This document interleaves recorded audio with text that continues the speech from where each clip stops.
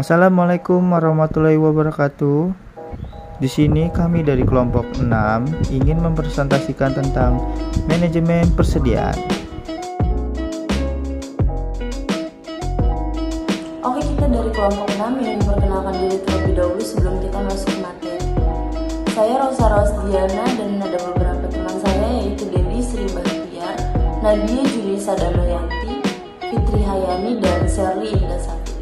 Materi pertama yaitu pengertian manajemen persediaan. Persediaan merupakan salah satu unsur penting dalam operasi perusahaan. Selain itu, persediaan dapat mempermudah dan memperlancar jalannya kegiatan normal pada suatu perusahaan yang dilakukan secara rutin untuk memproduksi barang yang selanjutnya ditimbulkan pada konsumen.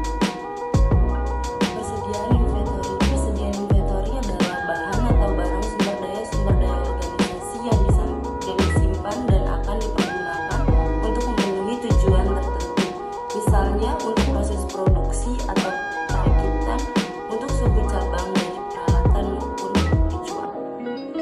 Persediaan merupakan unsur yang paling aktif dalam operasi perusahaan dagang dan perusahaan industri serta perusahaan jasa. Oleh sebab itu, manajemen persediaan merupakan cara untuk mengatur tingkat persediaan yang tepat agar jumlahnya tidak terlalu besar dan tidak terlalu kecil.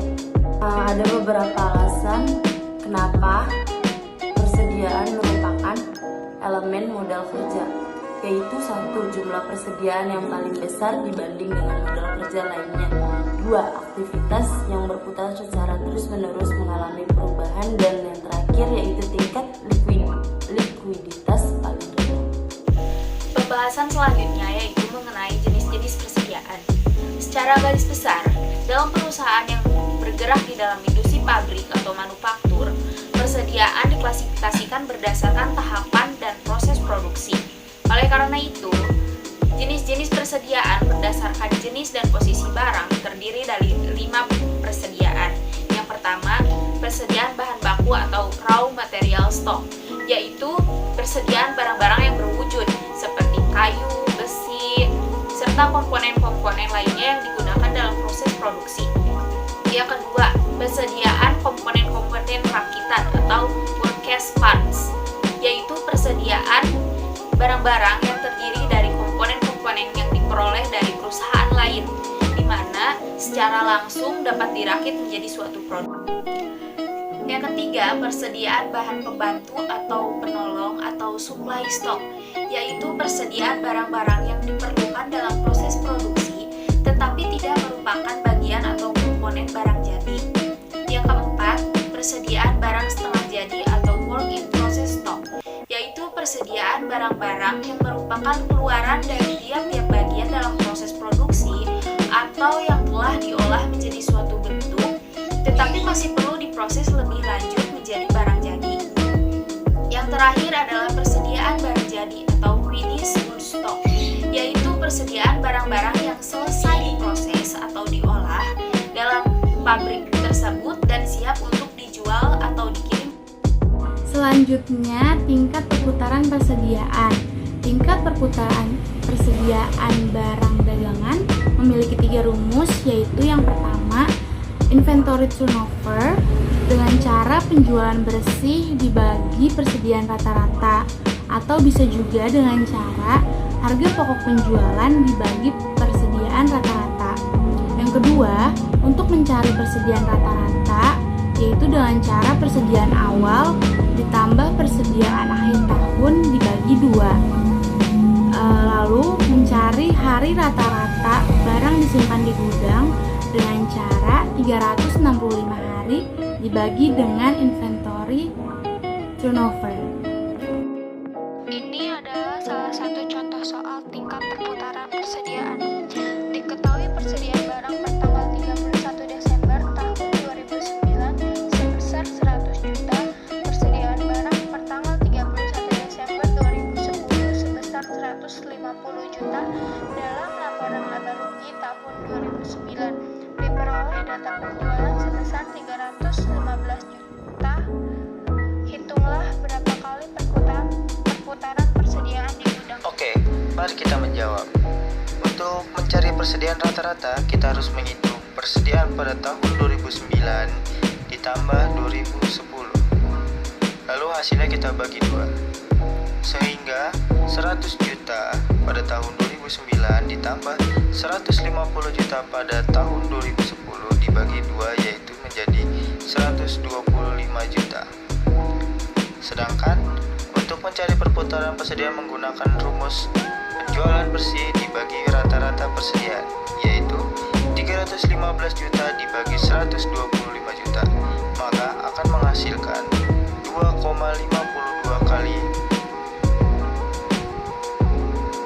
Dan untuk mencari hari rata-rata barang disimpan di gudang yaitu 365 hari dibagi inventory turnover yaitu 2,52 kali, maka akan menghasilkan 144,80 kali dalam setahun. Nah, di sini saya akan menjelaskan biaya persediaan. Apa sih yang dimaksud dengan biaya persediaan? Biaya persediaan adalah biaya inventory sebagian merupakan biaya variabel dan sebagian lainnya merupakan biaya tetap. Biaya inventory yang bersifat variabel adalah biaya yang berubah-ubah karena adanya perubahan jumlah inventory yang ada di dalam gudang. Adapun biaya inventory yang bersifat tetap adalah elemen-elemen biaya inventory yang relatif tetap dalam jumlah totalitas dalam jangka pendek dengan tidak memandang adanya variasi yang normal dan jumlah persediaan yang disimpan. Misalnya, penyusutan ruangan yang digunakan, biaya pemeliharaan gudang, pajak, pemanasan, buruh penjaga gudang. Ada 3 macam biaya yang berhubungan dengan biaya inventory, yaitu salah satunya 1. Ordering cost atau biaya pesan dan pemasaran. Contohnya biaya pemesanan, setup cost, biaya pengiriman dan penanganan, potongan harga karena jumlah pembelian besar. 2. Carrying cost atau biaya penyimpanan. Contohnya biaya gudang, asuransi, pajak kekayaan, biaya modal dan penyusutan. 3. Biaya persediaan pengamanan, contohnya kehilangan penjualan, kehilangan kepercayaan pelanggan, gangguan jadwal produksi.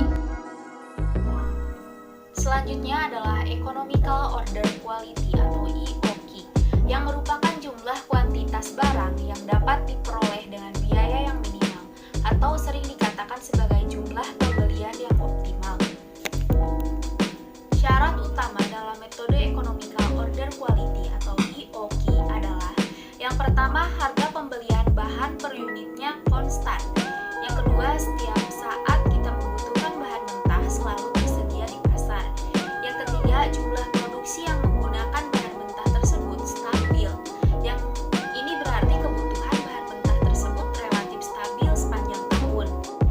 Nah, bagaimana cara menghitung EOQ? EOQ dapat dihitung dengan rumus EOQ sama dengan akar dari 2 dikali R dikali S per P dikali I, dengan R yang merupakan jumlah dalam unit yang dibutuhkan selama 1 periode atau 1 tahun. S merupakan biaya pesanan setiap kali pesan, P merupakan harga pembelian per unit yang dibayar, dan I merupakan biaya penyimpanan dan pemeliharaan di gudang yang biasanya dinyatakan dalam persentase dari nilai rata-rata dalam rupiah dari nilai persediaan. Contoh soal, PT Bulan menilai penjualan tersebut sama dengan tahun atau periode sebelumnya pada tahun 2019. Di tahun 2019, PT Bulan membutuhkan 250.000 unit bahan baku untuk proses produksinya. Harga bahan baku per unit sebesar Rp5.000 dalam sekali pengiriman. PT Bulan membutuhkan biaya sebesar Rp22.500 untuk dokumen, kurir, dan lain-lain. Jadi, berapakah biaya penyimpanan sebesar 25% untuk setiap barang yang akan disimpan?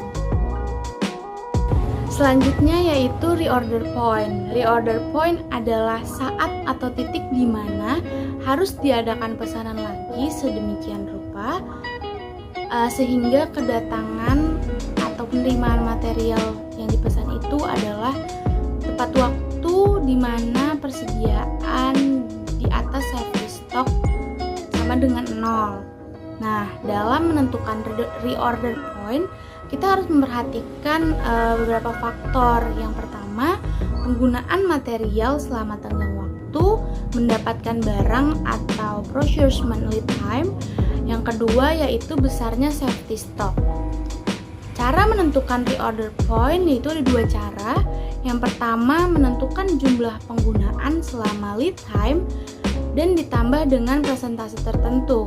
Yang kedua, dengan menetapkan penggunaan selama lead time dan ditambah dengan penggunaan selama periode tertentu sebagai safety stock. Misalkan kebutuhan selama 4 minggu. Cara menentukan reorder point. Menetapkan jumlah pengguna selama lead time dan ditambah dengan persentase tertentu.